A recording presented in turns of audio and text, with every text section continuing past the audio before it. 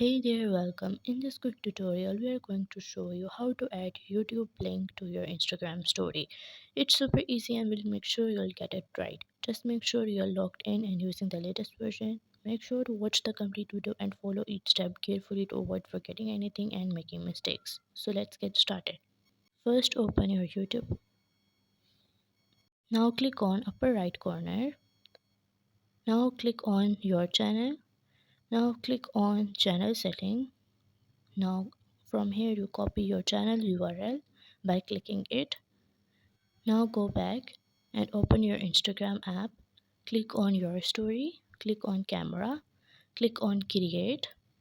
From here you paste your URL which you have copied from YouTube. After pasting, click on next. Then click on lower right corner. Click on share.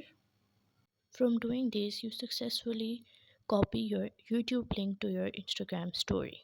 I hope you found value in this video.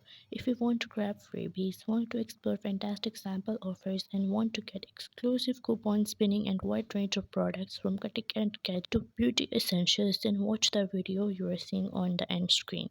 Also, please consider showing your support by commenting, liking, sharing to our channel for more valuable content in future. Your engagement is highly appreciated. I wish you very good luck.